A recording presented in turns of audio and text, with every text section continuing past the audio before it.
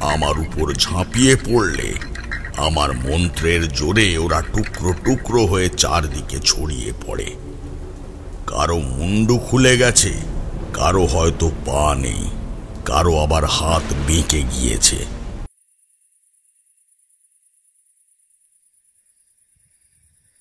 ওই তো বুড়ির জঙ্গলে কত সতেজ শাক হয়ে রয়েছে। সন্ধ্যা গড়াবার পূর্বে এগুলো তুলে নিয়ে যেতে পারলে আগামীকাল সকালে শহরের হাটে বেচতে পারবো।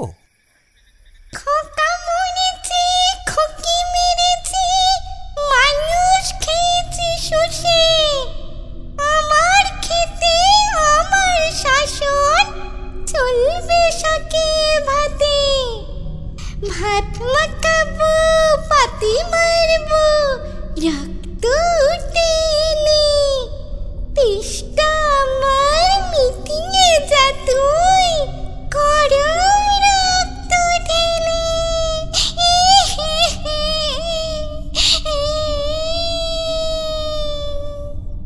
কে কথা বলছে? এ সামনে এসো। এভাবে কে নাকি সুরে কাঁদতে কাঁদতে গান গাইছে? কি রে, আমাকে চিনতে পারছিস না? আমি এ তল্লাটে নতুন। তবে একবার উপরের দিকে চেয়ে দেখ। সাদা শাড়ি পরে অমন কুঁজ নিয়ে গাছের মতো উঁচু ডালে তুমি উঠলে কেমন করে? আর তোমার চোখগুলো এমন নিথর সাদা বর্ণের কেন? তার আগে বল দেখি, তুই আমার খেতে পা দিয়েছিস কোন সাহসে? সবাই বলে এখানে নাকি এক ডাইনি বুড়ি থাকতো, সবার দিকে লোলুপ দৃষ্টিতে তাকিয়ে থাকতো আর তাদের মৃত্যু কামনা করত। তবে হঠাৎ করে ডাইনি একদিন নিজেই মারা যায়, আর সেদিন থেকে এই জায়গাটা অভিশপ্ত হয়ে বাঁধা থাকে। এই ক্ষেতের শাক নাকি খুব সুস্বাদু, কিন্তু কেউ সেটা ভোগ করতে পারে না। আর তুই এসেছিস সেই কথাকে মিথ্যে প্রমাণ করতে, তাই তো? হ্যাঁ, কারণ ডাইনি বলে কিছু হয় না।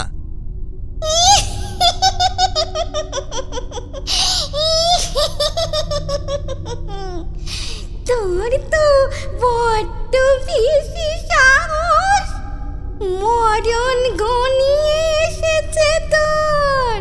বলি কাই গতরেও তো বেশ ভালো মাংস আছে রে। এসব কথা উঠছে কেন?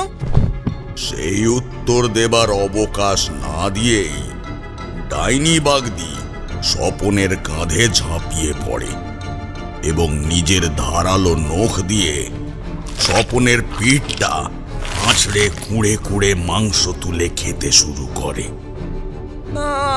আমাকে ছেড়ে দাও, আমার ভুল হয়ে গেছে। তোদের না কতবার বারণ করেছি, এই সীমানায় আসবি না, আসবি না। তাও তোদের নোলা কমে না। বেঁচে থাকতে আমার রসনার জন্য আমাকে ডাইনি বলে আখ্যা দিয়েছিলি, মনে আছে? আজ তোকে মেরে তোর মাংস দিয়ে শাক খাবো। না, শেষবারের জন্য আমাকে ক্ষমা করে দাও। দয়া না? আমার শরীরে দয়া বলে কোনো বস্তু নেই রে।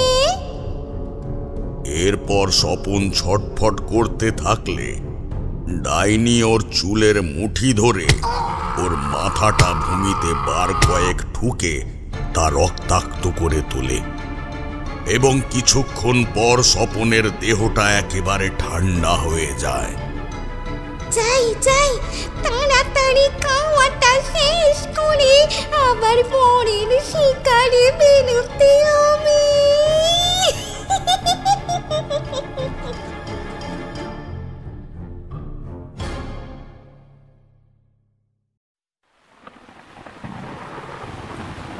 শীতের সন্ধ্যায় অপ্রত্যাশিত বৃষ্টির মধ্যে ছাতা মাথায় কাঁপতে কাঁপতে দ্রুত পদক্ষেপে আমি আর প্রতাপ এগিয়ে চলেছি ঠাকুরমশাইয়ের বাড়ির উদ্দেশ্যে।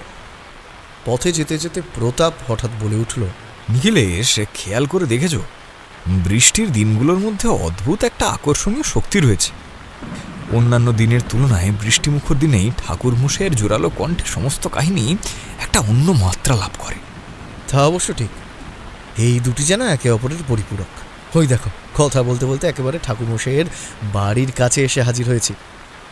আমার কথা শেষ হতেই প্রতাপ দাওয়ায় উঠে দরজায় কড়া নেড়ে জিজ্ঞাসা করে, ঠাকুরমশাই, ও ঠাকুরমশাই, বাড়িতে আছেন নাকি? আমাদের কণ্ঠস্বর কানে যেতেই কুসুম ছুটে এসে এক গাল হাসি নিয়ে দরজা খুলে দাঁড়ায়। আপনারা তাড়াতাড়ি ভেতরে এসে মাথার জলটা মুছে ফেলুন, নয়তো আবার ঠান্ডা লেগে যেতে পারে। ভালো আছো তো কুসুম? কুসুম মাথা নেড়ে সম্মতি জানায়। জয় মা। আর দাঁড়িয়ে না থেকে এখানে এসো, এসো, বসো বসো।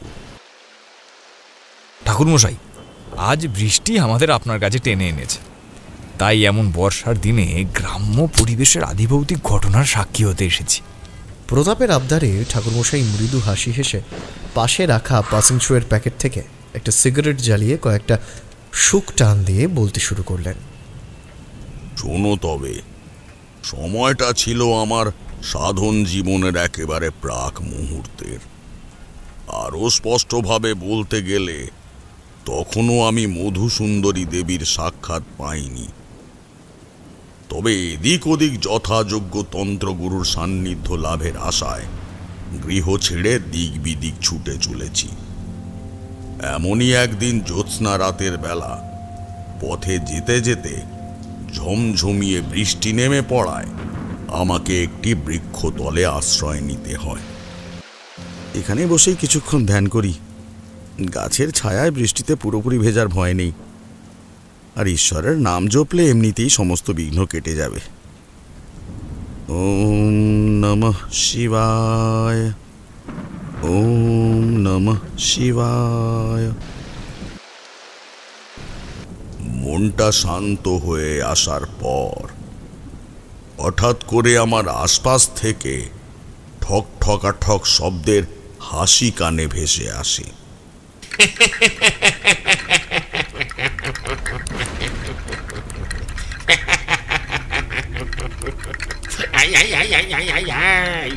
মানুষ এসেছে, মানুষ এসেছে। তোরা যেখানে আছিস ছুটি আয়, মানুষ এসেছে, মানুষ। আমি চোখ খুলতেই দেখতে পাই আমার সামনে সারি সারি কঙ্কাল দাঁড়িয়ে আছে। কারা তোরা? এখানে কি চাস? আমরা মানুষের মাংস খেতে এসেছি। খবরদার, এদিকে এগোলে এখনই আমার রোষানলে ভস্ম হয়ে যাবি। ওইসবে আমরা ভয় পাই না, ওইসবে আমরা ভয় পাই না। আমাদের খুব খিদে পেয়েছে, খুব খিদে। যাই যাই, ওর চোখ দুটো তুলে নিয়ে আমাদের কোটরে বসিয়ে দি। খুব মজা হবে, খুব মজা হবে, খুব মজা হবে। এমন বিভৎস পরিকল্পনা করতে করতে ওই কঙ্কালগুলো আমার দিকে এগিয়ে আসে। আমিও নিজের পোটলা থেকে জবা ফুল বার করে তার সাথে মন্ত্র পড়ে নিই। ওম ক্রিং কালী कराल বদনী সর্বমুখম তদ্দয়াম সুরাম ওম তদ বিনাশাই। একসাথে আক্রমণ কর, তাহলেও পালাতে পারবে না। সব কটি কঙ্কাল আমার উপর ঝাঁপিয়ে পড়লে আমার মন্ত্রের জোরে ওরা টুকরো টুকরো হয়ে চারদিকে ছড়িয়ে পড়ে। কারো মুন্ডু খুলে গেছে, কারো হয়তো পা নেই, কারো আবার হাত বেঁকে গিয়েছে। মরে গিয়েও শান্তি নেই রে। এই সাধক খুব শীঘ্রই মরবে। আমাদের এমন অবস্থা করার ফল ওকে পেতেই হবে। আমি এই বেদিতে আমার পবিত্র পুষ্প সঞ্চিত করে গেলাম। যতক্ষণ না পর্যন্ত অপর কোনো অশরীরী এসে তোদের এই দশা থেকে মুক্ত করছে, ততক্ষণ পর্যন্ত তোরা নিজের হাড়ের সঙ্গে জুড়তে পারবি না। না না না না না না না না, আমার শাস্তি দিস না, আমার শাস্তি দিস না, শুনে যা, শুনে যা। এরপর আমি আর একবারও পিছনে ফিরে তাকাইনি। কিছু দূর যাবার পর একখানি জীর্ণ কুটির দেখে তার সামনে দাঁড়িয়ে গৃহস্বামীর খোঁজ করতে শুরু করি। ওরে, এই বাড়িতে কেউ আছিস নাকি? আরে, আমাদের যে পরম সৌভাগ্য, সাধু বাবা নিজে থেকে আমাদের গৃহে পদার্পণ করেছেন। আমাকে এক রাতের জন্য এখানে একটু থাকতে দিতে পারবি? হ্যাঁ বাবা, দয়া করে ভেতরে আসুন। পা ধুয়ে ভিতরে প্রবেশ করতেই গৃহকর্তা তার সঙ্গিনীকে সঙ্গে করে আমাকে আতিথেয়তায় ভরিয়ে তুলতে ব্যস্ত হয়ে উঠলেন। নিমেষের মধ্যে চোখের সামনে গরম গরম ঘিয়ে ভাজা লুচি, মোরব্বা, ছোলার ডালনা এবং শেষ পাতে পায়েস এসে হাজির হলো। পথশ্রমে তখন সত্যি বড্ড ক্লান্ত হয়ে পড়েছিলাম, তাই আর ভনিতা না করে সেগুলো উদরস্থ করতে আসন গ্রহণ করি।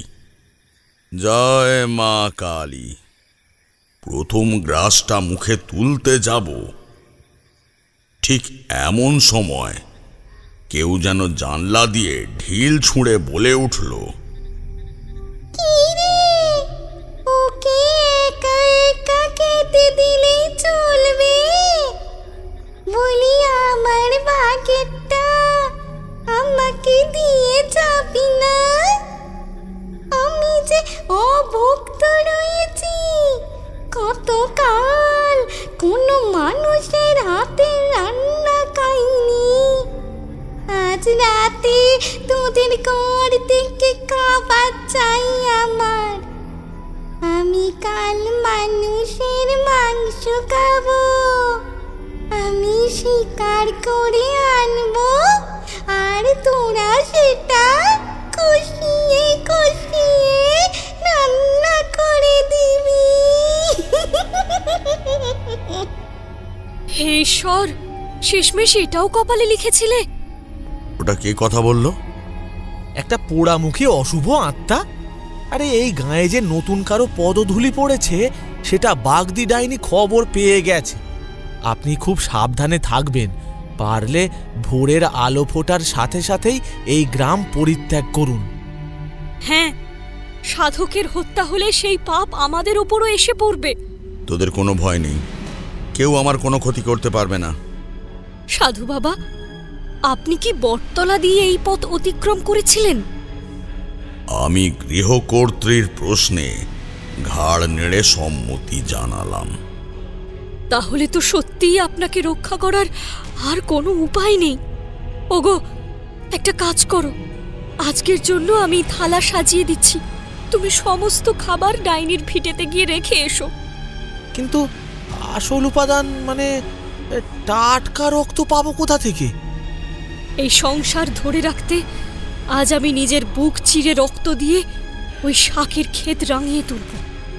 এতে যদি ডাইনি শান্ত হয় তবে তাই হোক।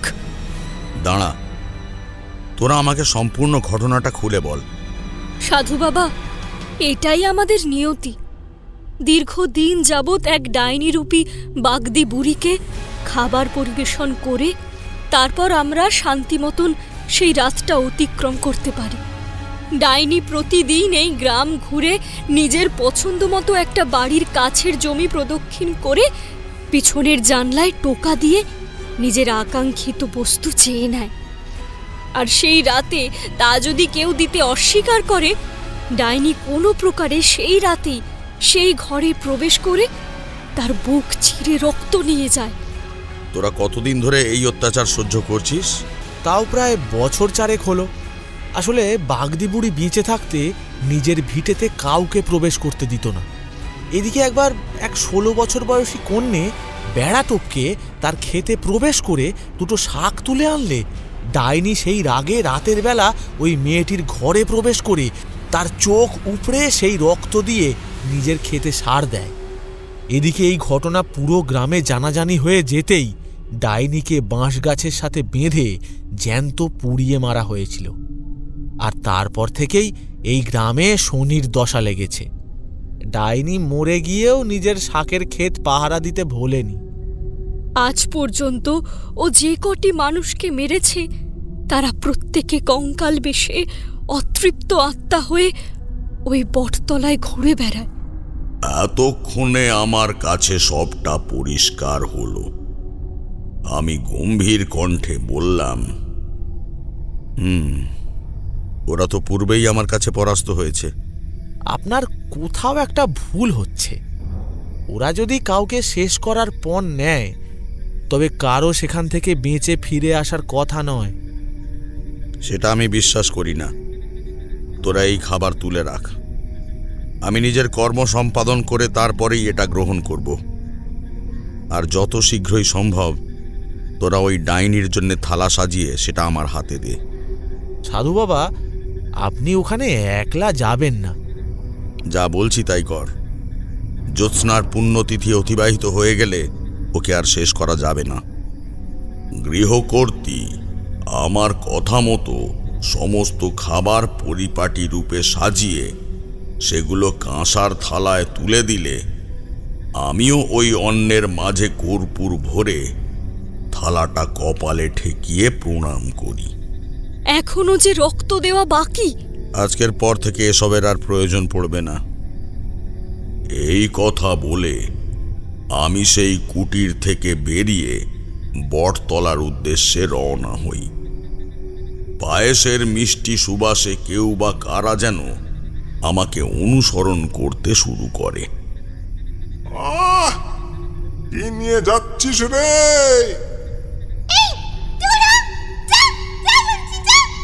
একটু পায়েস দে, আমি বড় মিষ্টি পছন্দ করি।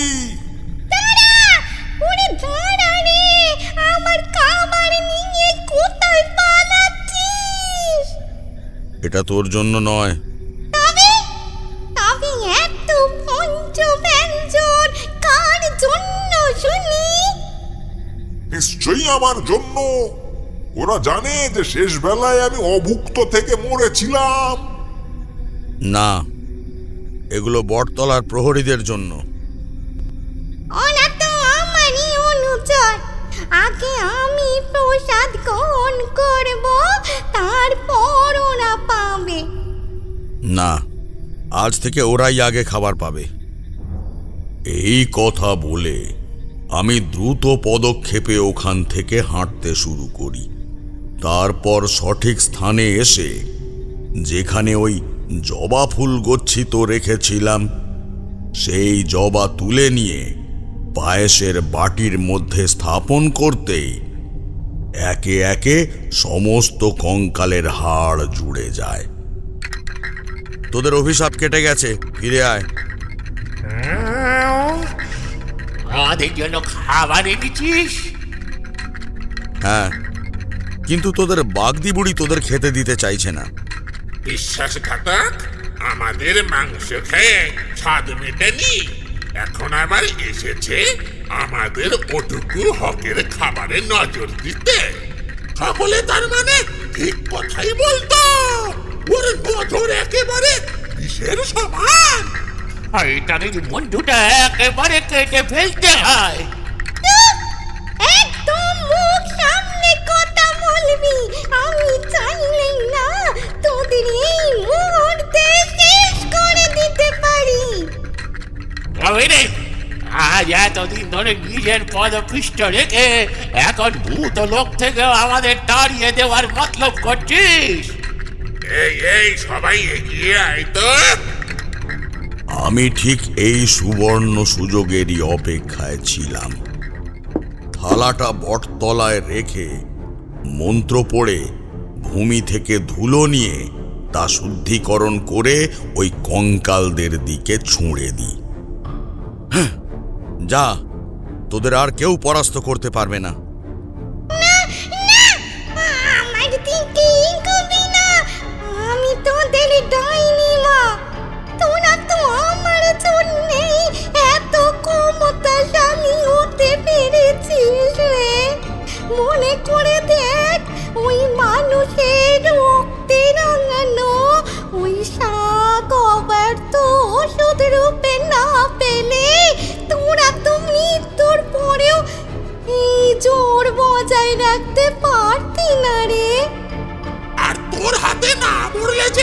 আমাদের অতৃপ্ত হতেই হতো না। আজ তোকে সাথে নিয়েই এই জগতের মায়া ত্যাগ করব।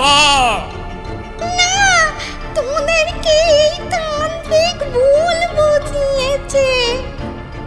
এরপর কোনো মীমাংসার সুযোগ না দিয়েই আমার চোখের সামনে সমস্ত কঙ্কাল একত্রিত হয়ে ওই ডাইনিকে শেষ করতে থাকে। চার বলছি, আমার লাগছে, চার। আমাকে তোর চোখ দুটো দে, তোর চোখ দুটো দে আমায়, দে দে দে দে দে। ওর মাংসপিণ্ড কিন্তু আমার প্রাপ্য। আমাকে শেষ করার সময় ও এভাবেই আমাকে খুবলে খুবলে খেয়েছিল। আমি ওদের হাতাহাতির মাঝে মন্ত্র দ্বারা সেই লুকানো কর্পূর জ্বালিয়ে তা ওদের মধ্যে ছুঁড়ে দিতেই ডাইনি সহ সমস্ত কঙ্কাল দাউ দাউ করে জ্বলতে জ্বলতে তাণ্ডব করতে থাকে। এরপর সেই স্থানকে বাগদির রক্তাক্ত বাসনা থেকে মুক্ত করে পরের দিন সকালে আমিও নতুন কোনো সূচনার উদ্দেশ্যে বেরিয়ে পড়ি। ঠাকুরমশাই সম্পূর্ণ ঘটনা ব্যক্ত করার পর একটা দীর্ঘ নিঃশ্বাস ত্যাগ করলেন। আমিও বাইরে তাকিয়ে দেখলাম রাত হয়ে এসেছে। ঠাকুরমশাই, এবার তবে আমরা উঠি। হ্যাঁ, আবার একদিন আপনার কাছে এসে এমন রোমাঞ্চকর ঘটনার সম্মুখীন হব। চলি। বেশ, দুজনে সাবধানে যেও। আর হ্যাঁ, ছাতাটা মনে করে সঙ্গে নিও, কেমন? জয় মা।